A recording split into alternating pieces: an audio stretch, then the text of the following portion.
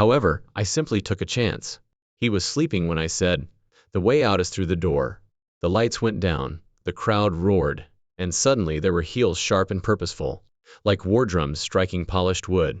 Tina Turner appears, her voice a weapon, her hair fierce, the sequins catching every glint of light. She was a goddess made for sweat and survival, and to the rest of the world, she stood for energy that was untouchable and unshakable. But few dared to speak the truth that lay behind the velvet curtain, beyond the platinum records and the cheers. Tina didn't just sing about suffering. She experienced it firsthand. She inhaled it. She also didn't lose her temper when she was wronged. She didn't lose her temper. She didn't react in interviews or use the media to exact revenge. She went with something even scarier, quiet. Tina's quiet wasn't meaningless. With the volume down, there was a thunderstorm. Doors that never opened again. Icy looks that were colder than spotlight glare, and clenched mouths all contributed to the quiet. It wasn't a case of amnesia that prevented Tina Turner from saying your name. It was deleted. Over her decades on stage, Tina turned trauma into victory and created an empire out of suffering. Her legacy did not, however, benefit everyone who came into contact with her. Some folks used ego and gasoline to burn bridges. Tina didn't rebuild when they did. She let the words of the ashes do the talking. 6 names were listed, representing 6 individuals who had crossed the line. Some were famous people, some were buddies, and some were idols who turned into fakes. But they all shared one characteristic. The woman behind the voice was underestimated. These were no small quarrels. Her refusal to talk about them proved more potent than any headline because they were betrayals deep, public, and personal. In a world where everything is broadcast, the untold tale of Tina Turner's silence is this. The 6 musicians were never forgiven by her. One was the derision that destroyed it all. David Bowie. There was wonder before the anguish. David Bowie was admired by Tina Turner. The entire globe did. He radiated swagger, sound, and electric style, all encased in a physique that seemed too alien to be from Earth. There was no room he walked through. He bobbed. And Bowie was something special to Tina, who knew what it was like to be undervalued and ignored. A man who, like her, had redefined fame for himself. Although they weren't initially close, the notion of working together has become as popular in the industry as perfume. Sensual, strong, and unforgettable. One moment that will never be forgotten, 2 symbols. 2 rebels.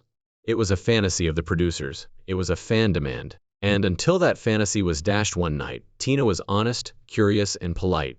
The air was heavy with cocaine, ambition, and backhanded compliments at a velvet rope party in the early 1980s. Tina was there, looking as gorgeous as ever. But that night, Bowie was the one in charge. He was raucous, untamed, and driven by whatever was in his blood. With sycophants all around, they were ready to laugh at anything he said. He then made a joke. That's the name he gave it. A casual comment about Tina's background, about Ike, about the suffering she'd suffered simply to be in that room, about the quiet, about the bruises. He called it character development. There was laughter. Then he came to a halt. Tina didn't chuckle. She stopped. The clamor of voices and flirtations that had filled the room suddenly died down. She grinned. It wasn't joy, though. In order to keep a snake from biting you, you had to grin at it. The type who conceals rage and fire behind flawlessly manicured lips. She never forgot that moment. She refrained from confronting him. She didn't reply in interviews or let his name circulate in the tabloids. Tina Turner didn't let forth a cry. She recalled that she didn't think the joke was harmless. It wasn't informal. The treachery had a humorous undertone. Everything she had survived she brushed aside. Because to laugh at pain is to minimize its intensity. Tina's suffering wasn't a tale. Her face was deeply scarred, with each line signifying a survival map. She had danced through despair, sung through blood, and pieced her soul back together. And here was David Bowie, the glam prince and man of the cosmos, summarizing everything in a single sentence at a party. No explosive fallout was present. There was only a decision. No big altercation. She never again collaborated with him. Not when the business pleaded. Not when million-dollar incentives were being given by promoters. Not even when a dream duet was demanded by fans. That was the end for Tina, because it is taboo to make fun of scars, which are considered sacred. For years following, Bowie publicly lauded Tina. He referred to her as a legend and a force. Some claim that he tried to apologize behind closed doors, since he regretted the incident. It wasn't enough if he did. You couldn't buy Tina's forgiveness with flowers or flattery. You deserve it. Bowie, however, never did. His name was never uttered with hatred by her. Never voiced resentment in public. She didn't have to. The punishment for her silence was sufficient. Silence speaks louder than any scream on a field, where everyone is able to express themselves. It seemed harsh, even frigid to some. Tina did not, however, adhere to industry standards. She didn't pretend to grin for pictures. She wasn't trying to be calm. She had been in the shadow of excuse-making guys for too long. She refused to allow anyone, not even a legend, to profit from her tragedy. Tina Turner thought it was important to show respect. It was a matter of survival. Unlike Ike, she did not hate David Bowie. It was the heartbreak of seeing someone you once revered fail the most fundamental standard of decency, not the ache of injuries. Thus, she silently and permanently shut the door. Some admirers continue to speculate about what might have happened, and how their voices might have sounded if they had joined forces. His stardust, her fire. But Tina didn't linger on hypotheticals. The reality was what she lived. The reality was straightforward. In times when she needed dignity, David Bowie laughed. It stayed with her forever. Second, the cage, Ike Turner. She got away. She was his shadow before she rose to the throne. Ike was a man with a guitar, an attitude, and a vision before the sequence, stadiums, and the world yelling her name. For a moment, she was there in that image, young, unpolished, and unafraid. She could break glass and silence whole rooms with her voice. After using it and seeing it, he tried to crush it. Tina Turner was not merely found by Ike Turner, he created her. She was shaped. With a single pen stroke, and without her consent, she transformed from Anime Bullock to Tina Turner. Like a product on the store, he registered the name as a trademark. Her name may be used as a costume by someone else if she left. That was the start. The cage then appeared. At first it seemed like an opportunity. Records, tours, and celebrity. Behind the scenes, however, it was more submission than collaboration. He was in charge of the marriage, the music, and the finances. His fingers were all over everything she wore, every song she sung, and every dime she made. Her talent wasn't the only thing that piqued his curiosity. He desired her soul. He turned to violence when he was unable to maintain control. Under theatrical makeup, bruises are concealed. During rehearsals, the ribs cracked. Smiling on TV and slapping behind closed doors. He stood next to her in the spotlight after beating her before shows. Chemistry was evident to the crowd. Tina was subjected to abuse while wearing a microphone-equipped outfit. He told her that she was useless without him, that no one else would want her, and that if she ever left, everyone would desert her.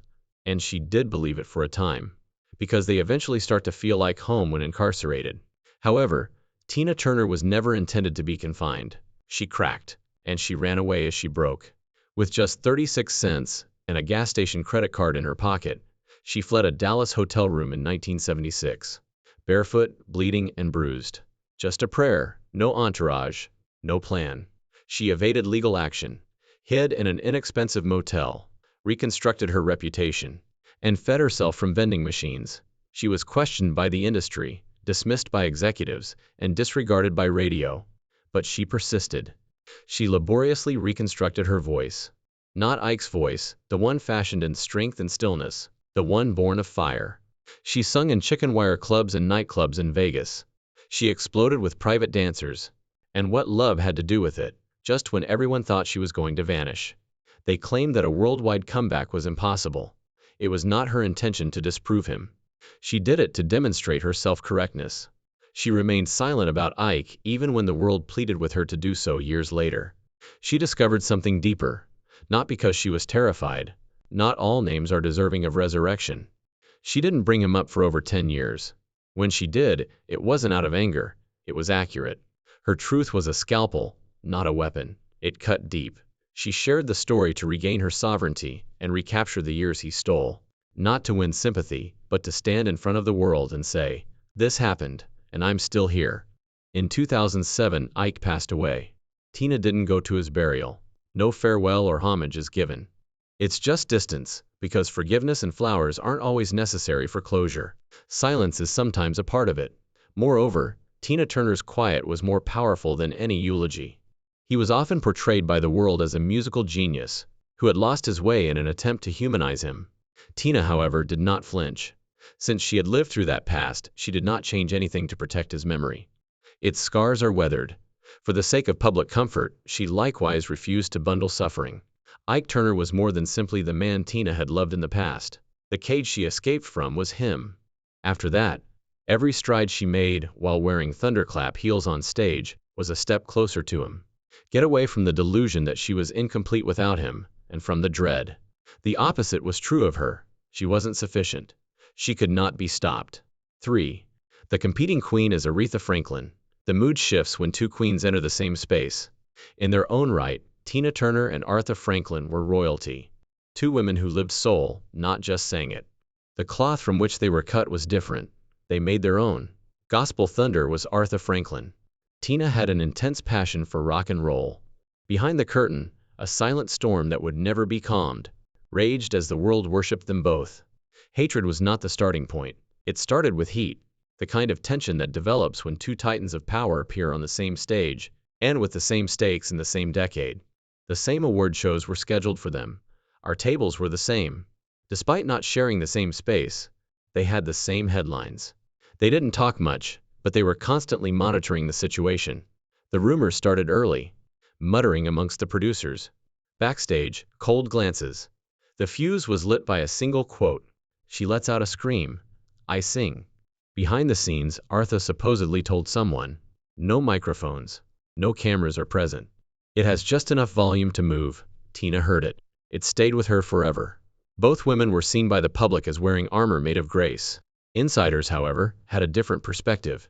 In order to avoid crossing paths, they saw that Aretha would arrive late. The announcement of their names in the same sentence caused Tina's eyes to flicker. It was referred to as professionalism in the music industry. However, it was more than that. It was a slow-motion war. In interviews, Tina never answered. In public, she never rolled her eyes. Her answer was harsher but quieter. She let the stage tell its own story. Every performance turned into a counter-argument. After every round of applause, she crowned herself. How about Aretha? She was still royal. She didn't come close. Producers suggested a well-known duet in 1983. One song, Two Divas. Ticket records would have been destroyed. Tina said no. No justification exists, just a single word, no scandal. No, Tina was not acting. She didn't swear in the dressing room or smile for the cameras. You could tell if she didn't respect you. And you didn't get another chance if you doubted her value. Over the years, they have crossed paths on red carpets, tributes, and galas. However, it was always only a nod, and frequently not even that. There was never a confirmed feud. No public outcry ever took place. But there was always quiet. Tina Turner has never asserted her dominance over other queens. She never bowed either. She also noticed a mirror supported by a business that took pleasure in putting women against each other when she turned to face Aretha Franklin across the room. But that was a game Tina had never played. She did not protest when questioned. She ruled her lane. She persisted. She may have sounded better to Aretha. Tina never said so. She was just louder, fiercer, and lasted longer. History will not see a single crown when it looks back on both ladies. It will see, but it will also be aware of their separation. Respect, resentment, and everything they had never spoken were all mixed together in that quiet. 4. Madonna, the pupil who failed to remember her instructor. There was only one monarchy in the 1980s, and two ladies were vying for it in all its glamour and glitter. The phoenix was Tina Turner. She had regained her position as a private dancer after rising from the ashes of mistreatment and obscurity. She redefined what it meant to be a woman in rock, was strong, unstoppable, and in her 40s. Then came a younger, wilder, and louder Madonna. With a lace glove and peroxide hair, the renegade gave tradition the finger. Critics were powerless to stop themselves. They contrasted the sensuality, the leather, and the choreography. The analogies belied a subtle reality. Madonna wasn't only disobeying the law. She was mimicking Tina's self-assurance and command of the stage. She had inherited more than a few pages of Tina's book, whether she acknowledged it or not. The inspiration did not bother Tina. She understood what the game was about. Icons are borrowed by artists to influence subsequent events. The eraser, however, was what bothered her and was intolerable to her. It showed up in sarcastic comments, dismissals, and interviews. At the height of her celebrity, Madonna started to disregard the women who had come before her. Acting as though the path she was strutting down had always been paved, she labeled them out of touch. She never acknowledged Tina or offered credit. As though she had constructed the road herself, she strode by. That was more than just rudeness, in Tina's opinion. She had bled on the road and battled for the right to be strong and loud without apology. Thus it was treachery. Long before Madonna was in the news, she had turned stages into battlefields. She was now being subtly informed that her time was over. Irrelevant. More than most, that word hurt. Tina had lived her entire life trying to escape being irrelevant. She knew what it was like to be disregarded, undervalued and discarded. At the peak of her second act, her impact is now dismissed as a personal artifact. She refrained from snapping. She didn't start a media frenzy or publicly correct Madonna. Tina was never an attention seeker. She was worthy. Rather than taking revenge, she let her legacy do the talking. Millions of dollars were sold by private dancers. All of her international tours were fully booked. What she never had to say out loud was screamed loudly by the charts. And then it happened, the air froze. A 1992 charity gala. Champagne, diamonds, and gowns, shining like constellations on opposite ends of the sky. Both women were in the same room. They met and disappeared like phantoms. No nod, no handshake, not even a look. Nothing but quiet. It wasn't empty, though. It was a verdict. Cold, methodical, and conclusive. That moment spoke at everything for Tina. This young star wasn't your average one. This individual has taken without giving thanks. The ladder was kicked away by someone standing on her shoulders. Tina did not go after it. She didn't change the story. True queens don't plead for attention. They bide their time. Time spoke for itself. Tina's name was mentioned decades later, while discussing women who had revolutionized the music industry. For what she endured, inspired, and demanded, not simply for what she sung. The system might have been rattled by Madonna, but Tina never forgot who had left her, and she built the stage. 5. The producer who lied was Phil Spector. Phil Spector was a kingmaker in music. A voice could be turned into thunder by the man behind the wall of sound. A career might change with only one call from him. And it wasn't merely flattery when he called Tina Turner. It was foretold. She was the only woman with a voice powerful enough for real rock and roll, he informed her. He described her as inevitable, unstoppable, and volcanic. She took him at his word. Particularly after Ike, she was not readily trusted. However, Spector wasn't Ike. Yes, he was odd, but he was also intelligent and well-liked. He was not merely praising. Additionally, he provided her with creative control, studio time, power, and a vision that would catapult her into a realm she had not yet attained. It was a once-in-a-lifetime chance for a lady battling to regain her career. She moved everything around. She practiced and cleared her schedule. She prepared to pierce the wall of orchestras, snares, and strings for which he was renowned by honing her voice like a blade. She was ready to scream. Then the phone never rang. There's no apology, no explanation. No recording session is in progress. He vanished. It's been weeks. Then the news leaked. Instead, Ronnie Spector had been selected by Phil Spector. His symphony was inspired by yet another woman, another voice. Like many superstars, Tina learned through rumors, press releases, and the whirring gearbox of a business that never stops. Even when it wrecks you. It was more than just a professional rejection. It was intimate. He had held out his hand, only to take it away in front of everyone. And she had trusted him not because she wanted his approval, but because she had found her confidence again. Tina didn't cry out. She didn't plead for clarification. She didn't run to the media or give her version of events. Rather, she said nothing. She buried the insult so deeply in silence that it turned into fuel. She has never collaborated with him, and has never said his name in a hostile manner. Years later, however, she consistently responded with the same response when questioned about Phil Spector: nothing. Because the most damaging statement in a noisy industry is silence. It was not a passive silence. It had a point. She made sure that the world never questioned again. It read, "You saw what I could be, but chose to doubt it. You had the opportunity to stand beside me and you walked away." Phil Spector wasn't necessary for Tina Turner. No one was needed to give her sound shape. She had a stormy voice. Orchestras were not necessary for her power to reverberate. A stage was. She did more than simply sing when she stepped on it, she said. Tina's legacy was inscribed in platinum, as Phil Spector's shattered beneath the weight of his demons. She refrained from gloating. She didn't turn around. She continued to get up. Confrontation is not necessary for all betrayals. They don't require retribution. They just disappear in the dazzling light of achievement. And Spector was reduced to a footnote in a story that didn't need his name anymore. You didn't ignore Tina Turner, for example. You had lost out on her for all time. Tina Turner had no resentment. She carried reminders as boundaries rather than as cargo. Every name on that silent list stood for a moment in her life when she felt undervalued. Her position, her might, and her suffering. She turned inwards rather than out. She honed her skills. Let the quiet become a part of her legend, spreading across the stage like a shadow. She didn't have to yell. She used the scream as a survival strategy. Most people don't understand what Tina did. It's not necessary to put out every fire.